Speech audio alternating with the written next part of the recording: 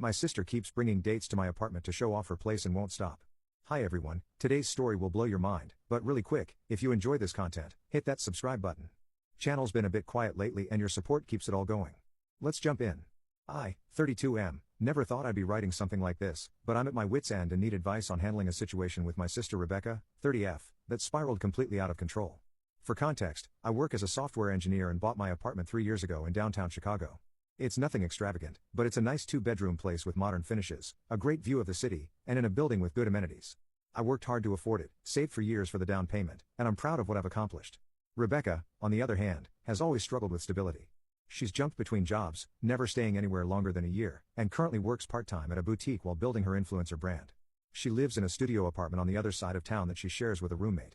We've always been close despite our different life paths, and I've tried to be supportive without enabling her poor financial decisions. About 4 months ago, Rebecca asked if she could borrow my spare key because she needed to pick up a package I was having delivered while I was at work. I didn't think twice about it. She's my sister, after all. She grabbed the package, texted me that she got it, and that was that. Or so I thought. The first incident happened about 6 weeks ago. I was working from home on a Friday when my doorbell rang. When I opened it, there was a man I'd never seen before, dressed like he was going on a date. Nice button down, cologne that hit me from 3 feet away, holding a bottle of wine. "Oh," he said, looking confused. "Is Rebecca here?" She told me to meet her at her place. I explained that Rebecca didn't live here, that this was my apartment. The guy looked even more confused, showed me his phone with texts from my sister giving him my address and apartment number, telling him to come up around 7 p.m. for dinner at her place. I called Rebecca immediately. She laughed it off, saying she'd been running late and asked him to meet her there because it was closer to the restaurant they were going to. She said she'd mentioned it was her brother's place, but he must have misunderstood. I let it go, though something felt off about her explanation. 2 weeks later, it happened again. This time I was coming home from the gym on a Saturday morning when I found another stranger trying to use a key on my door. When I asked what he was doing, he said Rebecca had given him a spare key to their place because she was in the shower and told him to let himself in. I was stunned. Not only had Rebecca made a copy of my key without telling me, but she was also giving it to random men she was dating. When I confronted the guy, showing him my ID with the apartment address, he was mortified. He told me they'd been dating for 2 weeks and Rebecca had been telling him all about her amazing apartment and how she'd love to cook dinner for him there. This time, when I called Rebecca, I was furious. She tried to play it off again, saying she'd only given him the key because she was running behind and didn't want him waiting in the hallway. When I demanded she return my spare key and any copy she'd made, she got defensive. "God James, why are you being so uptight?" she said. "It's not like I'm throwing parties there, I just needed to borrow your place a couple of times. You're hardly ever home anyway." That's when the full truth came out. Rebecca admitted she'd been telling dates she lived in my apartment because she was embarrassed by her current living situation. She said it was just a little white lie to make a good first impression and that once guys got to know her, they wouldn't care where she lived. I was beyond angry. I told her this was a massive violation of my privacy and trust. I demanded all keys back immediately and told her she was no longer welcome in my apartment unless I was there. She called me selfish, said I was jealous of her dating life, and hung up on me. I changed my locks that same day, thinking that would be the end of it. But over the past month, I've had 3 more men show up at my door at various times, all looking for Rebecca. Each one had a similar story. They'd been dating her for a few weeks, she told them about her beautiful apartment, and had either given them the address or told them to meet her there. The most recent incident was yesterday, and it's why I'm writing this post. A man showed up with a suitcase and 2 boxes. When I opened the door, he smiled and said, "Hey, you must be Rebecca's roommate." "I'm Tyler," he said, "I could start moving some stuff in today." I was speechless. This stranger thought he was moving into my apartment because my sister had apparently told him they were taking the next step in their relationship and he could move in with her. When I explained the situation, Tyler didn't believe me at first. He showed me weeks of texts where Rebecca talked about our apartment and how excited she was for him to move in. The poor guy was devastated when I showed him the lease with only my name on it, my mail, and photos of me in the apartment over the years. He'd given up his previous living arrangement because Rebecca had convinced him they were moving in together. He tried calling her, but she didn't answer. He left, looking completely crushed, dragging his suitcase behind him. I've tried calling and texting Rebecca all day, but she's not responding. Our mother says Rebecca told her I was being controlling and jealous and trying to sabotage her happiness. Several family members have reached out, saying Rebecca is upset that I'm not supporting her and that I should be more understanding of her situation. I'm at a loss. I love my sister, but this has gone way too far. She's not just lying to these men. She's potentially putting my safety at risk by giving out my address to strangers and telling them they can access my home. Plus, now she's ruining these guys' lives with her lies. Tyler had to scramble to find a place to stay because he'd already given notice at his previous apartment. Am I overreacting here? How do I handle this situation when she won't even talk to me and has turned family members against me? I'm considering sending a cease and desist letter, but that feels like a nuclear option with my own sister. Has anyone dealt with anything similar?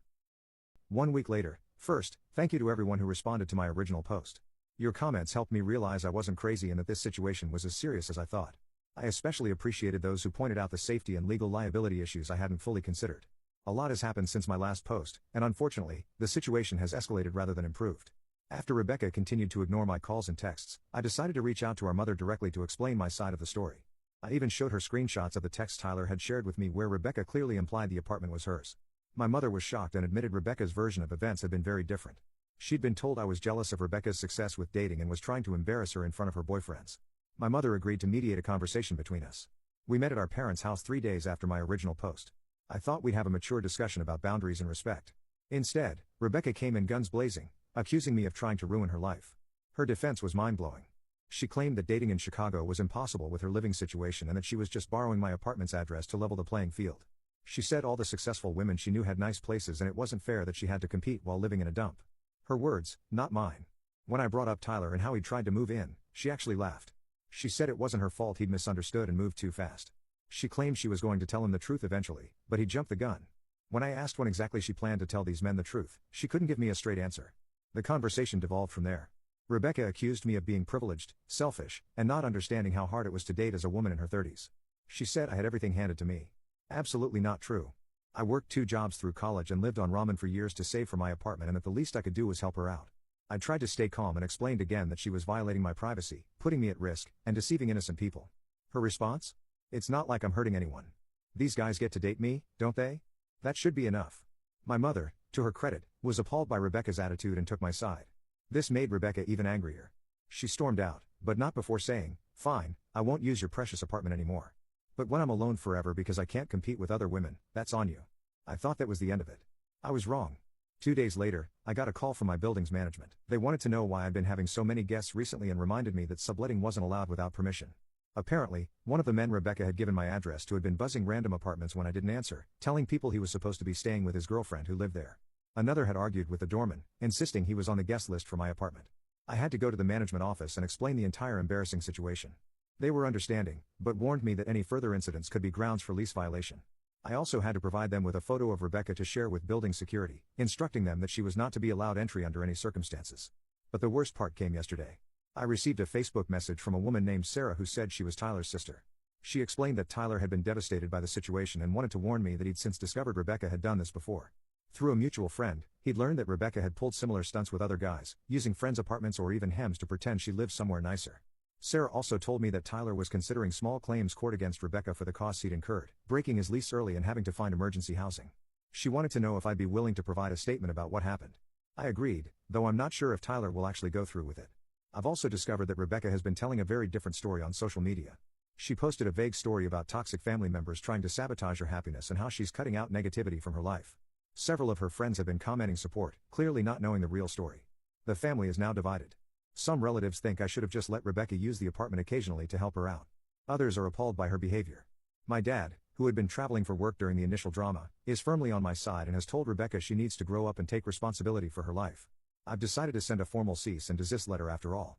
My lawyer friend helped me draft it, making it clear that any further attempts to use my address or represent my apartment as hers will result in legal action. I've also installed a Ring doorbell to document any future incidents. I still can't believe it's come to this. Part of me feels guilty. Rebecca is clearly struggling with some deeper issues around self-worth and image. But I can't enable this behavior anymore, especially when it's affecting innocent people like Tyler. I'll update again if anything significant happens, though I'm hoping the cease and desist letter will be the end of it. 3 weeks later, I really hoped I wouldn't need to write another update. But the situation with Rebecca has taken an even stranger turn. After I sent the cease and desist letter, Rebecca went radio silent for about 2 weeks. No social media posts, no contact with family members, nothing. I started to think maybe the legal threat had finally gotten through to her. My parents said she wasn't returning their calls either, but my mom had seen her car at her apartment, so we knew she was okay. Then last Monday, I got a call from my building's front desk at 10 p.m. Security had detained a man who was insisting he lived in my apartment and becoming aggressive when they wouldn't let him up. They'd called the police, and the officers wanted to speak with me. I went down to the lobby to find absolute chaos. A man I'd never seen before, probably mid-30s, well-dressed, was in handcuffs, yelling about his rights and demanding to be let into his home. 2 police officers were trying to calm him down while my building security looked stressed. When the man saw me, he started yelling even louder. "That's the guy. That's the scammer who's been squatting in my girlfriend's apartment. Arrest him." It took nearly an hour to sort out what had happened. The man, Christopher, had been dating Rebecca for about a month. But here's where it gets truly insane. Rebecca had told him that I was her ex-boyfriend who refused to move out of her apartment after our breakup.